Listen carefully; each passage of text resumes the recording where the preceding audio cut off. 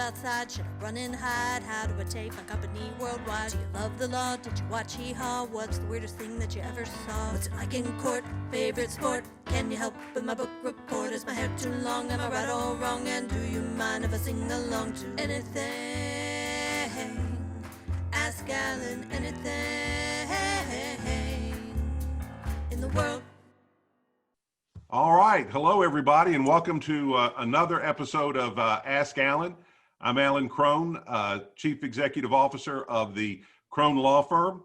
And with me today is Carol Jackson. And Carol is the Executive Director of Families Matter here in Memphis. Carol, welcome to the show. Thank you, Alan. I'm so grateful to be here with you this morning. How are you today? You know, I'm doing fine for Thursday in COVID. I'm doing great.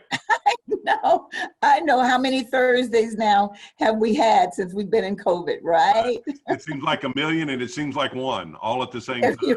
All mushed together. But the good work of your organization doesn't stop because of COVID, and probably is more important now than it was. It has actually increased. We've gotten many more requests. Of course, we're doing some things as we're doing here.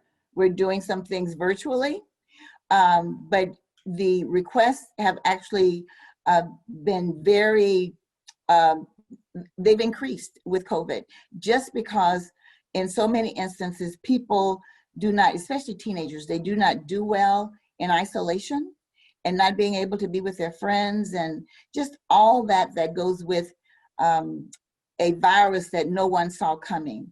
So we've gotten a lot of requests that we probably would not have gotten had COVID-19 not been upon us. Tell us about Families Matter. What work do you do, and what's your mission? Okay, the mission of Families Matter is to strengthen families, change lives, transform Memphis and beyond, because I believe that the work we're doing actually goes beyond Memphis, Shelby County. It goes into other areas as well. And the work we do is we're an educational, we're nonprofit, faith-based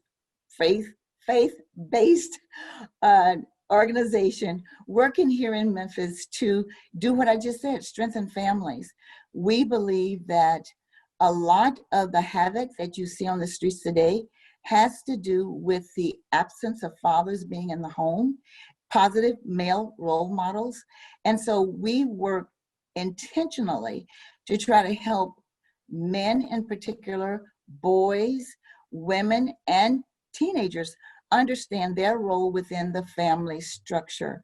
The chaos that you see on a daily basis, we think might not be totally eradicated, but would definitely be minimized if more fathers took an active role in their children's lives, so that their children would understand that they do have a North Star, they can reach for a potential, they can set themselves a goal, and they can reach that goal by creating the right relationships along the way, so that they have people to help them when things get tough. So we're just all about the family, Alan. I'm a mom, I'm a wife. I just believe in the family. I believe in it. Well, and I think, as you say, I think we've all been reminded over the last few months how important relationships are to us as humans. Right. How is that playing out, that idea of relationships lost? How is that playing out in your work? Well, one of the things that we noticed, and some of the requests that we began to receive, especially in the early days when we were more isolated than we are today, was,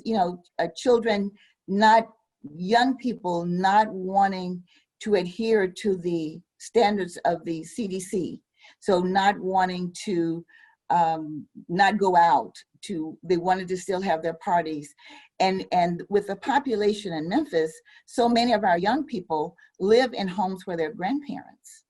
And so them going out and being among their friends and among other people that they had no idea of whether they had come in contact with the virus or not, made it very difficult in so many instances for grandparents to welcome them back in.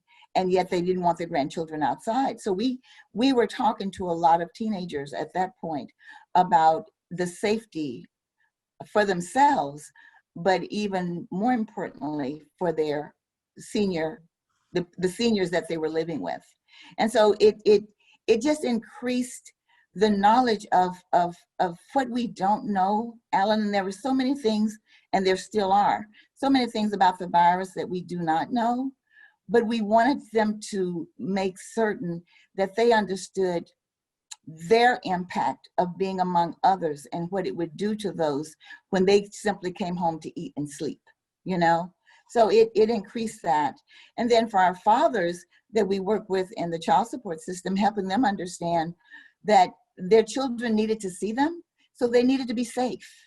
So they needed to take care of themselves so that they would be safe. So it has taken there's many different layers. I almost say sometimes it's like an onion. It's how you peel away the different sections of an onion. And that's how this has been for us in so many ways, is understanding that there were so many layers, and at each turn, we had to deal with a different layer. Well, let me ask you a couple questions about you, Carol. Yes. Are you a native Memphian? No, I'm not. In fact, my husband and I raised our family in Denver, Colorado. I was raised in Arkansas. My husband and I were raised in Arkansas, but he was in service, and he was a military man for a couple of years, and then went to work for Safeway stores, the food chain. Yeah. And so Safeway stores actually deposited us in Denver, Colorado at one point. And so we raised 6 children in Broomfield, Colorado.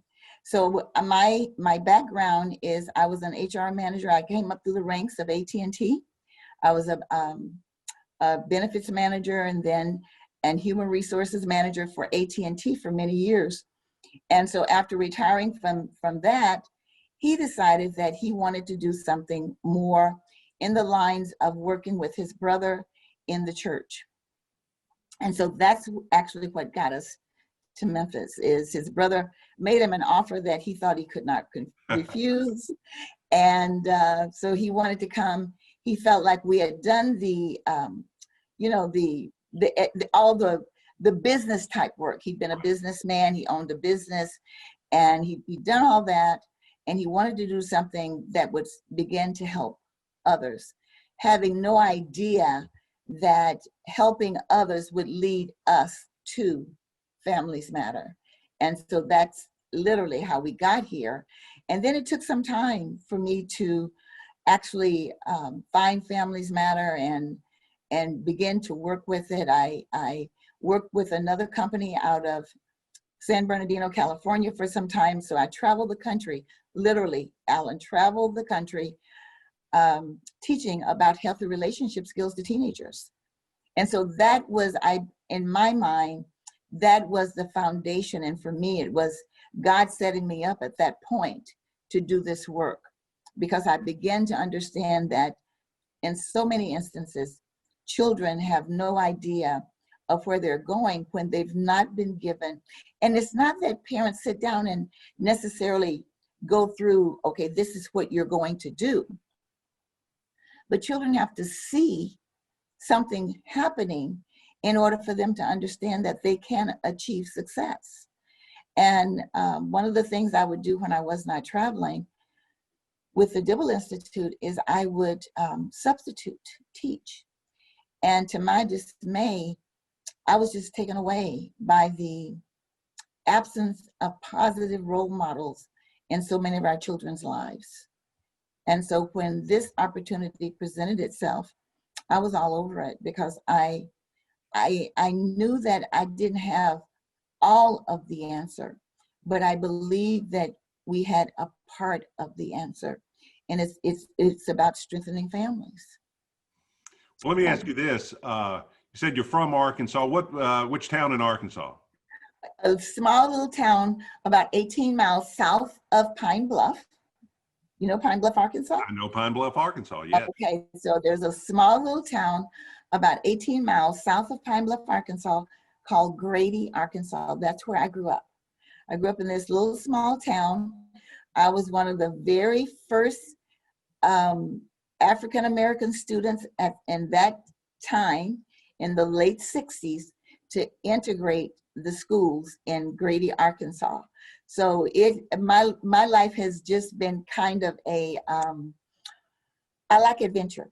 And so it's been adventurous in ways that I never thought, when I look back over it now, I never thought it possible, but it's truly been a blessing. Well, that is a blessing. Very good. And that was a brave thing to do for your parents and for you to be one of the first integrators in a school like that. But just think of all of the people that have come behind you. That's it. That is it. I have, they talk now, we talk so much about ACE, which is, what is it? Adverse childhood experiences. Mm-hmm. And when I think about that time of my life, it wasn't necessarily an ACE moment. However, and maybe it was, because I remember the teachers, I remember vividly the teachers that were very responsive, the ones that were very nurturing. And I also remember, I don't remember a lot of my classmates, but I remember the teachers that weren't responsive, those that did not support us as well as they should have. So I guess it was an ACE experience, but it was a great time in my life, Alan, because it let me know. One of the reasons I chose to do that, when I was a little girl, I love to read. I still read a lot. And my mom said before I started walking, she would read to me. She read to me all the time. And there was a certain book that I loved read to me every single day. And so I wasn't walking at about 15 months old. And she decided, okay, if you want me to read to you today, you've got to walk to me to get this book so that I can read it to you. And she said, I got up off the floor and walked over to her.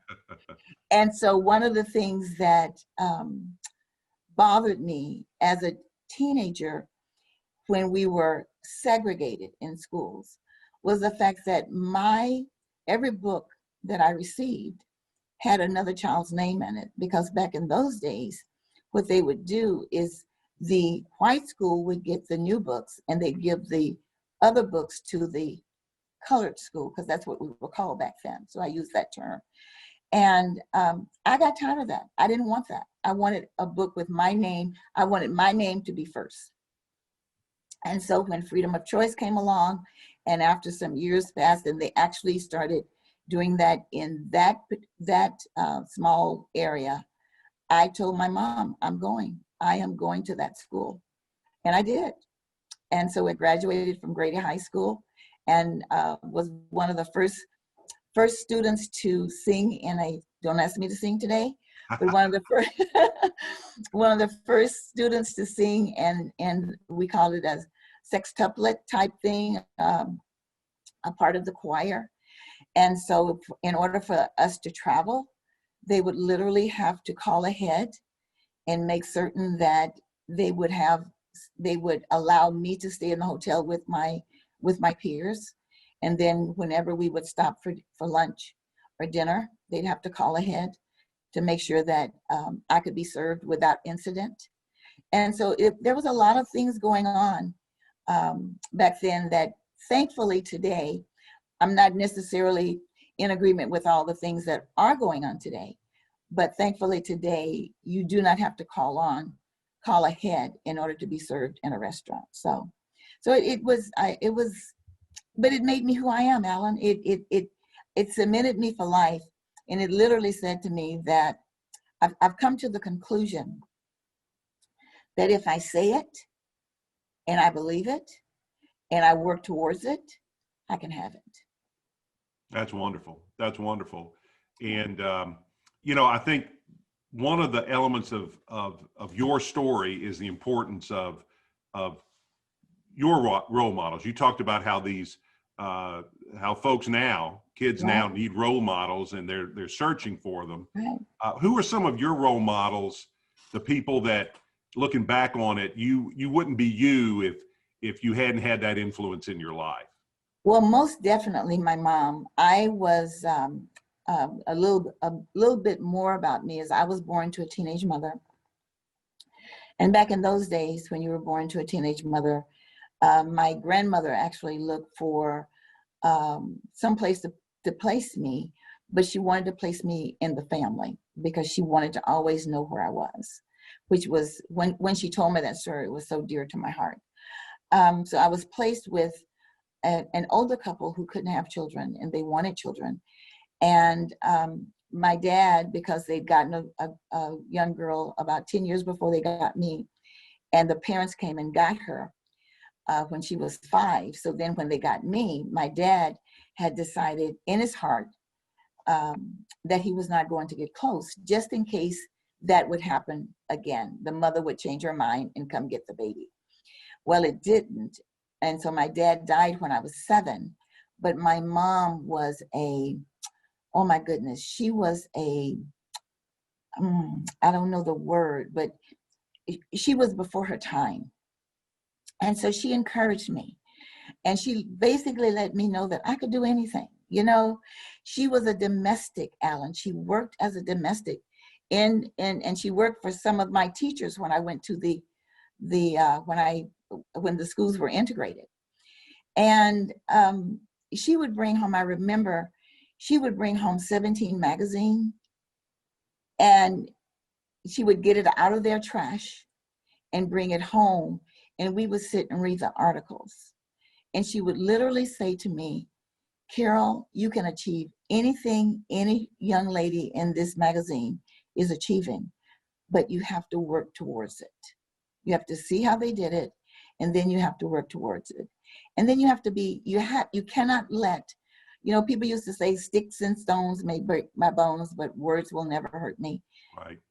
Biggest lie ever told. Right. Because scripture lets us know that our words are live. But she would say to me, but you cannot allow the words of a person that do not know you to stay with you long enough that it has an impact on you. So you have to get rid of that word. You have to replace a negative word with a positive. And then you have to make sure that there's a positive action that comes after you've replaced the word, so that your brain literally disconnects from the negative and reconnect to the positive. And so she was before her time. And so she is my hero. She was my hero. Then I had an uncle who lived down the street. He and my mom's sister lived down I'd say street. It was actually a road, but lived down the street from us. And they had never had children either. And so I became their little girl as well. So he worked on the railroad. So whenever he came home for a stay, when he would get off out of a car, off the bus, whatever he got out of, I knew there was a package underneath his arm. And in that package, there was something for me. Okay.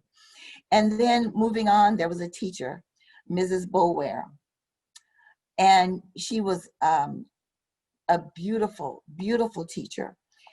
And she never allowed me things that they might have allowed other students to do. Alan, I wasn't allowed to do them, So if they said no talking and they caught me talking, it almost seemed like I got punished more because the expectations of who I would become was greater. Does that make sense? Yeah. So there was, yeah. And then when I went over and then there was a principal, his name was Mr. Mixon. Was it Mixon and Nixon? And he saw, I remember we were all in a classroom, and it was back when, back in those days, they did corporal punishment. So you could get slapped on your hand with a little belt or something. And when it was my turn, I was in a room where everyone got punished. But when it was my turn, he looked at me and he said to me, I expect better from you. And then moving on to I went to the integrated school, there was a little white-haired lady named Mrs. Hall. And she was just a beautiful soul. And the very first play that they did back in those days, of course, they would paint a white person black if there was a black character in the play. So in the very first play that she wrote me, and I didn't sign up for it, she simply put me in it. It was about a lady in the Caribbean that was like a sayseer. And when I heard that she had put me in the play, I protested. And she said to me, there is no way that I am going to degrade your race by painting a white child black when I have the most beautiful young black girl who we will work with so that you're okay to make this play what it should be. And so it was people like that. And then like the choir director, that we had to try out for that ensemble. And I didn't try out at first. And my peers said, I think Carol should try out for that spot.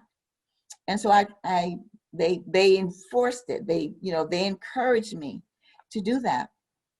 And for that choir director, and then the principal, because understand the danger of a young black girl traveling with all white people at that point. I mean, it's when I look back over it, my mom had a lot of bravery in her. But they allowed it, and they knew the danger, and they made sure that they kept me safe. And so those were my heroes, and then in my work life, there was a guy named George Ronsky. He recognized that I had talents that so many times when people do not understand a talent, they fight against it. So many times my bosses would fight against me and an idea that I would have. But he recognized in so many instances that even if my boss came to him with an idea, that perhaps I was the genesis of the idea. So there's been people like that. My husband's family, oh my goodness, Prince and Emma Jackson, Prince Jackson was the first man that ever called me daughter. So people like that were just instrumental in my life, that when I needed a nudge, I got the nudge. Does that make sense to you? It does make sense. Yeah. It's such a blessing. Yeah. Such a blessing. And that's what that's one of the things we're trying to teach within Families Matter. You create those relationships so that when you need the nudge, someone is there to give you the nudge, And sometimes it's a word, sometimes it's a song, sometimes it's just someone waving to you and saying you can do it, a thumbs up. But it's there when you need it the most. And so there were people in my life that if I go back, there are many that understood my plight. My mom, because my dad had been so hurt by the baby that was taken away, he did not adopt me before he died. And the judge, and I have no idea who the judge was, but the judge in the city in the little town at that point knew our situation. And so a couple of years, Alan, after my dad died, they backdated the adoption papers, which was probably not the most legal thing to do, right? Right. But the judge did it because he understood the situation. So my heroes have been many. And then an early relationship with Jesus, I cannot leave that out, has been imperative in my life. So when the road gets rough and the thumb up is not there, or the nudge is not there, or the sweet voice is not there, then I know where to go so that I get the nudge that I need so that I can continue to move myself. So that's it. Yeah, I really think that all of us need to keep in mind how important and impactful our words can be on other people, whether they're negative words or more importantly, positive words. Exactly. And sometimes, you know, I always say you know, bad news travels fast. Yes. And it's just kind of, I guess, human nature, but to kind of go out of your way and make sure that you give that thumbs up to people or a smile to people, or just telling them they're doing a good job when they're doing a good job. You never know. Exactly. One of my things that I do daily is I speak to people. And I recognized not too long ago that with COVID, they can't see me smile. So I'll say to them, I'm smiling under this mask, you know. Yeah. I hope you can see the smile in my eyes. But I speak all the time because I think people need to be acknowledged, you know. And so many times we choose not to give another person what we need because so many times hurting people hurt people. So Right. So families matter is, you know, one of the things that we deal so much in is we try to help fathers understand the consequences of them not being in their children's lives. So and it really can be a huge consequence. Oh my goodness, it says 63% of youth that commit suicide are from fatherless homes. So imagine that. And in so many instances, all they're looking for is a positive male role model. 80% of all homeless and runaway children, 80%, Alan, are from fatherless homes. It says 80% of rapists motivated with displaced anger. So the anger comes, they're angry at something, and then they become people that take advantage of other people because they've not had what they needed in their home life. And then 70% of all high school dropouts are from fatherless homes. One of the things that I learned when I was talking to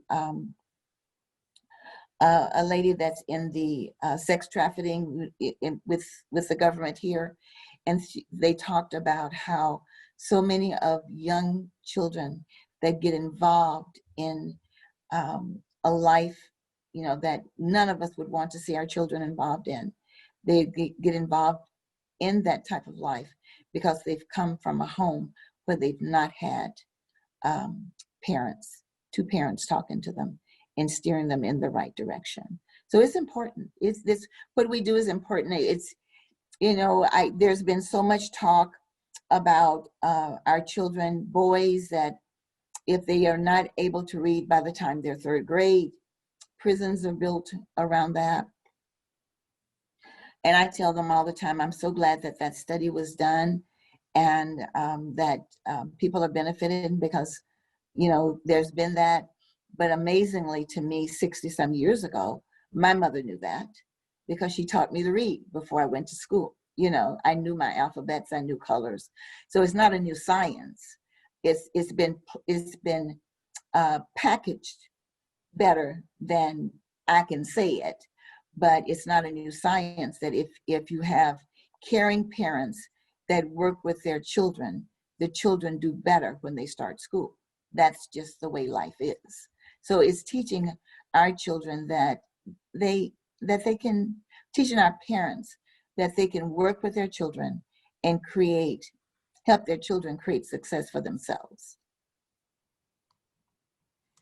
What do you think, from your perspective, what do you think are the key challenges facing families in Memphis today? You know, Alan, most people would start off with poverty. I choose not to start there because it's just a known fact, okay? I think it's knowledge. Scripture says, my people perish for lack of knowledge. So I think it's knowledge. I don't think people understand the power of knowledge. And then the ability, once you get the knowledge, then having the wisdom of how to work with the knowledge. so that you can apply it to your life appropriately. I think people, in so many instances, poverty is huge. I recognize that. We're in neighborhoods all the time. Right now, we're doing some collaboration work with Agape Child and Family Services, David Jordan's organization. Yes. We're doing some work with Lifeline to Success. We're doing some work with the Women's Foundation. We're doing some work with Advanced Memphis. And Advanced Memphis they are literally lodged in the poorest zip code in Memphis, 38126. And so we're doing work in all of those places. So I get to see firsthand where people are, but I also get to see, Alan, how they begin to perk up when we bring them some knowledge that they didn't know. When you go to our site, there's some testimonials and some videos of some testimonials. And there's a video there that was done maybe 5 years ago. And one of the older gentlemen that took the class, he started out with saying, I didn't know what I didn't know. Okay? So knowledge, because if we have more knowledge, then we can work towards something greater than what we think. But then if all we see is where everyone is and that's where we are, we begin to think that that's normal. So teaching people how to come out of it. How do I work myself out of poverty? What do I need to do? How do I get by? How do I do what I need to do so that I can get myself out of this? So for me, it's education. And then of course, for Memphis, Alan, we have to do something about transportation. Okay? I think transportation in Memphis is the number one resource that's not available, that if it were available, it would help. It would completely transform this town. Yep, you got it. When I was teaching, I subbed earlier. I told you about me subbing within the Shelby County schools. Back then it was Memphis City schools. And I would be on my way to work. And I live in East Memphis, and I'd be on my way to work at Tresvent Votech. And I would see a mom standing out on the street at 6:30 in the morning with a baby in arm and a toddler, praying that the bus would get there on time so that she could make it to her job. That's unbelievable, And so many times to try to work or try to go to school with that type of obstacle in your path, you give up. And then you have the people saying to you that live around you, why are you going through all this? Why are you doing all that? So we've got to do better. We have got to do better and create in order for families to create a better life for themselves. Because I believe in helping, but Alan, I'm not a believer in constantly giving. I'm not. I believe that the system was created to offer a hand up. It means you come up. And so once you get up, then you should be able to be sustained because of the efforts that you put into it. So I believe in giving a hand up, but not creating a situation where it is expected for a lifetime. I don't believe in that. Sure. I know Family Matters has got some great programs. One that comes to mind that is the Dynamic Dads program. Yes. Tell me about that. Oh, that is a great program. That program is actually, we do it in hospitals, and we just started back doing it. We're now doing it virtually. At one point we were doing it we still are, but at one point we were traveling to each hospital once a month to do a class. And so it's all about teaching fathers that are either fathers to be or new fathers how to nurture the mom, and then how to nurture, diaper, care for their newborn child. So it's a fun class because so many of these fathers are so excited that their life is beginning to change, because their wives or their girlfriends are pregnant. And so the men that teach it, they normally come away from that class just so thrilled because the guys are so energetic. In so many instances, we invite a rookie father whose wife has already given birth and ask him to come give her an afternoon off, because the classes are normally 3 to 4 hours, depending on the size of the class. So we ask the rookie father to give his wife an afternoon off. So he brings the baby with him so that the men have hands-on experience with a baby. So my husband has a rule that no child under 2